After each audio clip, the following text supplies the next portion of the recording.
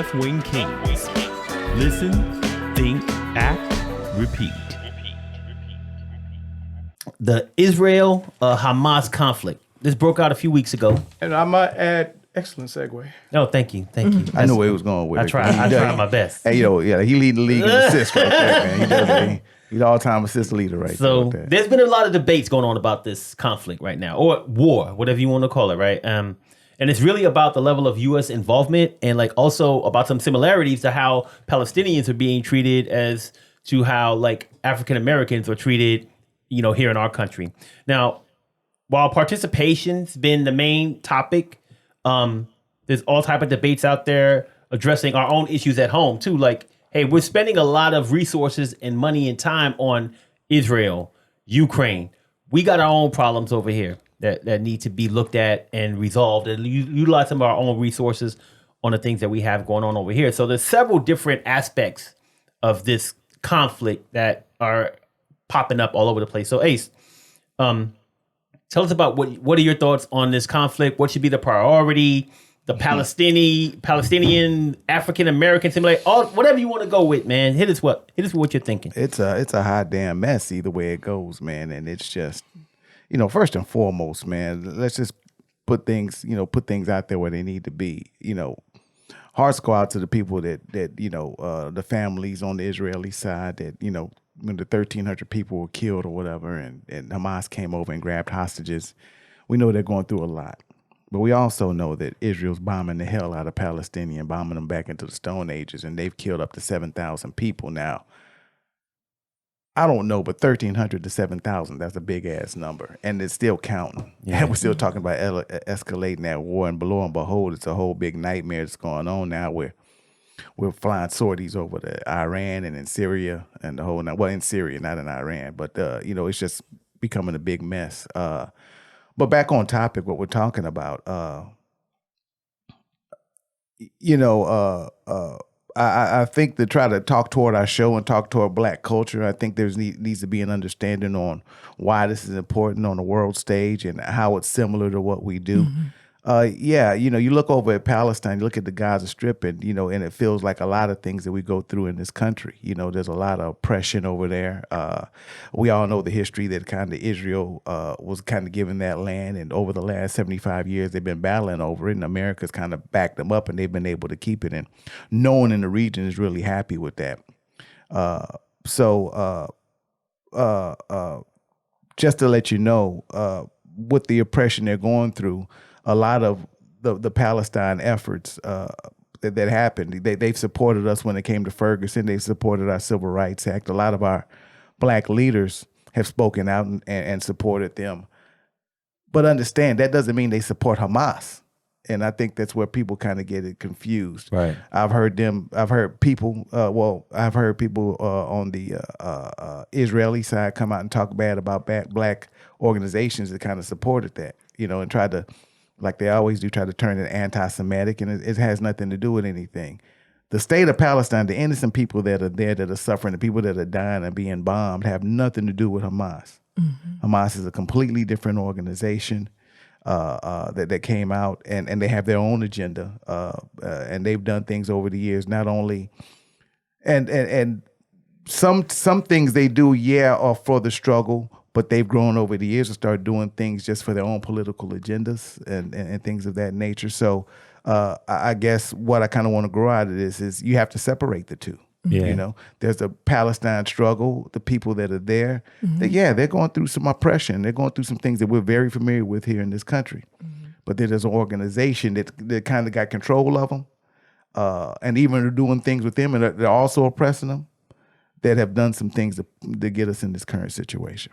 Any idea, I know we don't got the answers here, man, but I'm just kind of like, how do we separate it? Because it's hard, man. And I'm not trying to say Israel is correct or, the Palestinians are correct or Hamas is correct. But what I'm saying is these people are living amongst the Palestinians. They have their headquarters there. They underground in these tunnels and all of this shit. They trying to kill these Hamas people, but they're killing innocent people at the same time. But do they even care? I mean, they bomb it over there like they don't care who they hit.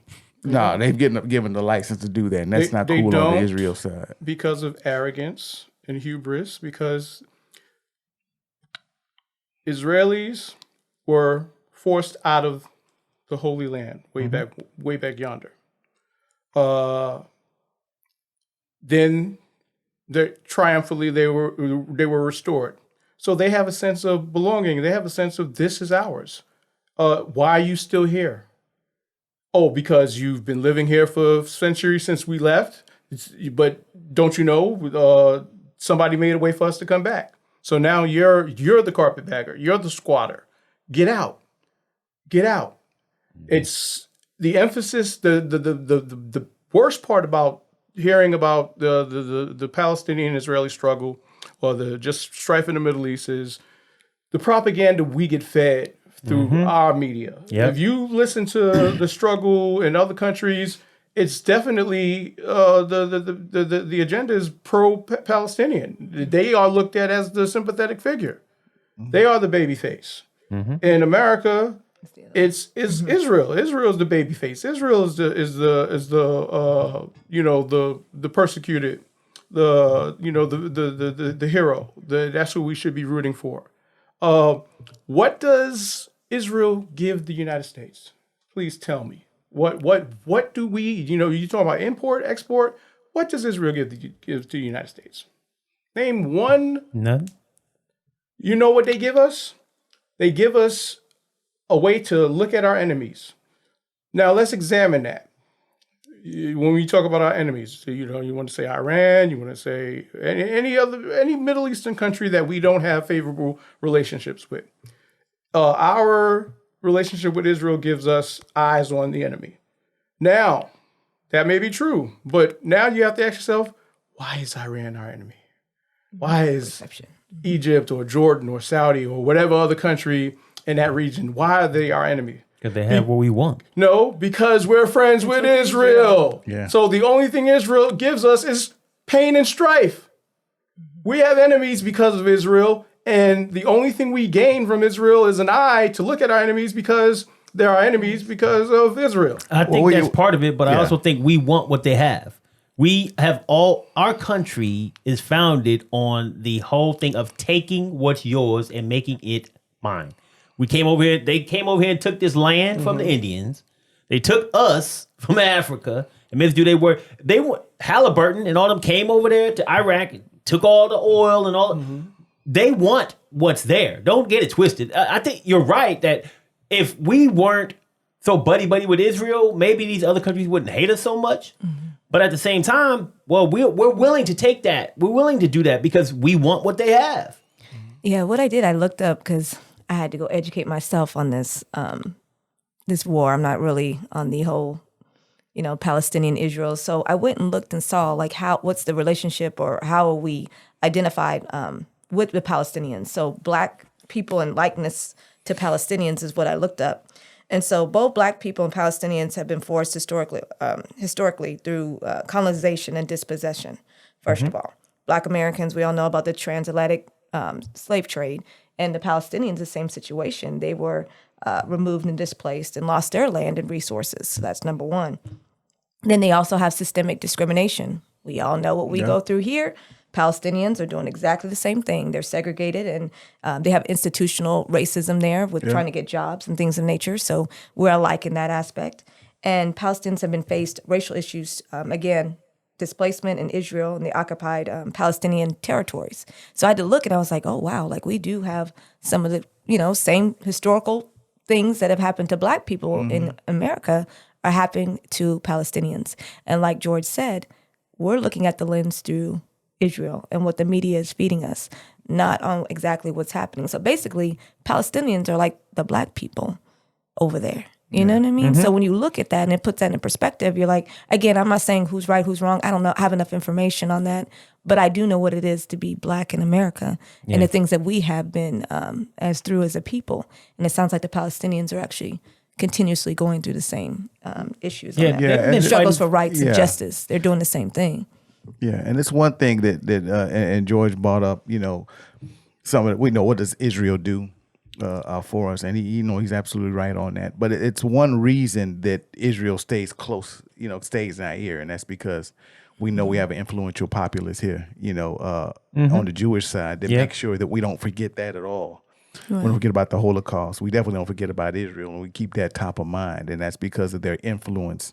On people. Influence on, everything, government and everything in the whole 9 yards. So that's why that moves up on that agenda, and that's why we see it through that lens. But we all know those people over there getting persecuted. And the one thing that always comes to mind when I look at whether it be Israel, Palestine, Russia, Ukraine, anytime we are in some kind of war effort and we're supporting, the one word that always pops in my head is reparations. Yeah.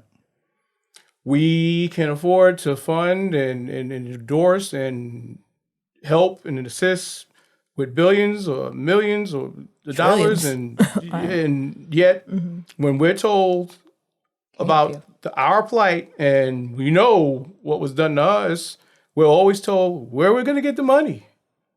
How do we identify who to give the money to? Just excuses. Oh yeah. Ask Germany how they do their reparations for Jewish people. Yeah, how do we do it? Because we pay them over here too. Now I don't care how cool you with your white friends. Start talking about reparations. They ain't gonna like that at all. I don't care how cool your white homie is with you. He don't agree with you getting paid no reparations. Matter of fact, they think we got paid already. Like according to the scientists, the best trade school we got was slavery. You know what I'm saying? We got that advantage. Yeah. Well, you have to think about the generational wealth part. You got to understand that. It's like, I'm sorry. I mean, if we had started at the beginning, I'm telling you, we'd be rich. There's no doubt in my mind. I have money, but what we're doing for our family now, we didn't get that start. You know what I mean? My parents, they didn't have money. His parents, you know what I'm saying? So we got to look at the generational wealth part. That's what upsets me. It's like my kids, I'm now going to set up my kids, but my kids, grandkids, and therefore they should be set up. You look at some of these families, they're like, how you got money? What did you do? Because you won on the backs of somebody else.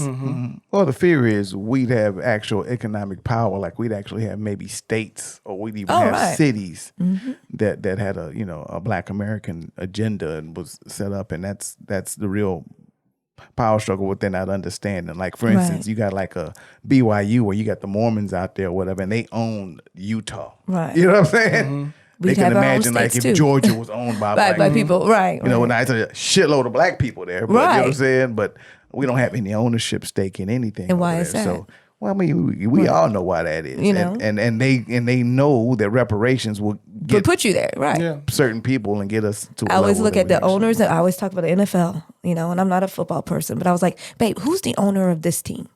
Who's the owner of this team? Who's the owner of this team? And none of them look like us. Why is that? But we all the players. Once again, we all playing. They making money off of them, but we don't own any teams. Why is that? So I'm thinking Magic Johnson's really the owner. Like Magic Johnson own their namesake. I said we should be owning teams. Basketball, NFL, whatever. Well, once upon a time we did. It was called the Negro Leagues. Yeah. And back then, for all the good that people like to talk about that came of integration killed us. Yeah. Segregation was bad because we were treated like second-class citizens, couldn't go, we had restricted movement. We couldn't stay in certain hotels. We couldn't go into certain restaurants, things of that nature. But we thrived because it forced us to create our own businesses, our own industries, our own schools. And that, when you talk about generational wealth, had the concept of segregation continued, you probably would see a semblance of a Black political power structure in the South, because let's just say segregation continued, but the federal laws that passed, made it to where Black people couldn't be lynched and just they couldn't burn down the whole city. Yeah, they couldn't bomb our churches, so on and so forth. And then Black people would have had to, continue to thrive on their own, due to segregation. And you would have so slowly but surely a leveling of the playing field. And I've read a lot about black industry and black business and the number of black millionaires and just successful black people who thrived during the segregated era. And just think, just think of baseball. Right now, blacks are few and far between in baseball, but back then, baseball was the big sport, and blacks played baseball, and they were dominant, and the Negro Leagues were thriving. The Negro Leagues, don't get it wrong. The Negro Leagues was a very successful industry, and we had black ownership, and that's something that we had that. Because they decided to invite us to their party, we just gave away, and that's something to think about when you talk about generational wealth. Because we hurt ourselves. And just to take that supposed step forward, we really ended up taking 2 or 3 steps, if not 10, backwards. I think it was for acceptance. And when you said that, I think about all the people when they say, like, go back to Africa, go back here. And I'm like, dude, well, I'm going to take my food, my culture, my music, my people, our athleticism. What would this world be without us? If you look at it like that, I tell them, okay, when we leave, don't say, I don't want to hear nothing. We ain't got to leave because this is our home. We was here before this country. I'm just saying, we make our own. We are original Americans. You know what I'm saying? Exactly. This is our country. So they telling us to leave. Well, you leave because we was here right here along with you. You know what I'm saying? This is, and that's that. And then let's be real. It ain't like we got open doors in Africa. You know what I'm saying? They don't like us as much either. Yeah. So no. We're a little lost. We're a little lost. This is our home. But so, getting back to what we were talking about when it comes to the Palestinian struggle and the Israel deal, there's no easy answers on it. I just think we got to shed some light that, we have similar struggles. There's a similar plight over there. It's a lot of things happening for political reasons. Let's be real. They've been at war for the longest, and they've been popping shots and shooting rockets at each other. They'll stop for a little bit, then they'll start back up, and we are seeing the ugliness of what's happening with war. I think it's the climate that we're in right now politically, just as a country. We don't know how this thing's going to end up because of everything that just kind of happened in the last few weeks. But where we stand on that, I don't know. I just think we have to shed some light on what's actually going on, how close that is to us when it comes to the struggle, and have some understanding. And I think the best thing is to kind of think about it is, the news feed is just flooding us with it, and it's overwhelmingly flooding us with it, But you do have to understand there's a little bit of importance to know what's going on and for your own sake, you know what I'm saying? So you won't be lost, And I think that's what we're trying to do on this show is kind of give you a perception to where don't believe everything that you see on TV just because they're telling you that. And then also because, if I don't know anybody else is talking about the Palestinian side when you hear it. We hear that they're getting bombed. We see the pictures, that shit look like the ghetto, the projects and shit. When we look over there, I'm like, wow, that looks just like some shit over here that they bombing. You know what I'm saying? And to see all those people over there, and I just don't think they're shedding light. We know that's a terrible thing that happened in Israel. I wouldn't want to be at a festival and people just come in and shoot and walking down the suburb and shooting people. That was horrible too. But it's definitely just as horrible to be sitting in your home and getting bombs dropped on you and seeing babies die. Right. Yeah. And you had really nothing to do with it. It's kind of like if the police came to your house and, your cousin was a Crip and they just started shooting everybody, shot your grandmama, shot everybody in the house because your cousin looked like you and they can't tell the difference between us. So they just shoot everybody in the house. Say, oh yeah, by the way, we did get your cousin, but we shot your whole family. You mean like they used to do here? Yeah, exactly. Exactly. I do want to add to that, man. And I think we kind of talked about this when we were in our meeting about perspective. Yeah. It's about the perspective of the country or the viewer. And one of the points I like to bring up all the time when me and her are talking, I'm like, remember when that spy balloon flew all across America and they're like, Chinese are watching us. I was like, we probably got spy balloons and spy planes all over China. Okay, but we making a big deal about this. It's the view, the perspective of your country saying they're the bad guys. Guess what? In China, who's the bad guys? We are. We are. Guess what? In Russia, who's the bad guys?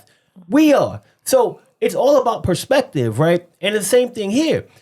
All we see, like you said, they just pushing us. All of this stuff. They tell us all these horrible stories about the Israelis who were taken out of their homes, who were hiding in their safe rooms, who got killed, and all of that. They parachuted in it, but they're not showing us anything or telling us any stories about what's happening to all these Palestinians. I bet you if you were to go to a Palestinian news channel or anywhere else over in the world, they would have a perspective from the Palestinian side and tell us the stories that are happening to their babies, the stories that are happening to their children, their people, the horrific things that are happening to them. I have seen none of that. Like you said, I see bombed out places. Yeah. And some people crawling around looking for stuff or people. Yeah. But I ain't heard no stories of how devastating this is to them. Yeah. Because then we will have sympathy for them. They do not want us to have any empathy, sympathy, nothing. So they will not show us that because they want us to believe what they think is right. And that's the unfortunate side about propaganda. That's all this is propaganda. The catalyst for a lot of what we're seeing is there's the Gaza Strip. There are certain lands that are allocated or designated for the Palestinians. And what people always seem to overlook is Israel is constantly encroaching. But this land has changed hands for thousands of years. No, but I'm saying, right, the territory that Right is now. supposed to be for the Palestinians, It's what's Israel is slowly but Yeah. surely taking more and more. It's like, okay, this is ours. And Wow. then you wake up the next morning, they're building settlements. Israel's building that, and then they're pushing them further. And that's a densely populated area. And the Palestinians are supposed to just sit on their hands and go, well, there's another Take it. neighborhood. Right. You know, No. you took the bulk of the land way back when. Now you're down the little bit that you left for us, you're trying to take. Right. And we're supposed to just be cool with that. I don't know if Hamas is the quasi-militant leadership of Palestine, but at least they're the ones who say, if you cross that line, we're gonna. I mean, you know, if you dare me, I'm gonna knock that chip off your shoulder. Right. You know, so I'm not saying that right, but you got to look at who is the actual aggressor, and if they are continually engaging in aggressive acts, even if they're passive aggressive or however you want to term it, if you don't stand up and fight back, then they're just gonna continue until they push you into the ocean. Yeah, that's true, man. I mean, it's a horrible thing that's happening over there, man. War is horrible, regardless of like your reason behind it, who instigated it, who started it. It doesn't matter. They're talking about ceasefires and all types of things, and like we're not supporting the ceasefire. We're like, if Israel wants to go in, let them. You know, it's crazy right now. I mean, I don't see why even us we would just say go ahead and have more. Go ahead and have war. Keep going, man. I think it's a horrible thing, and I hope. I mean, even everybody except George, just pray for him. All right. Everybody's.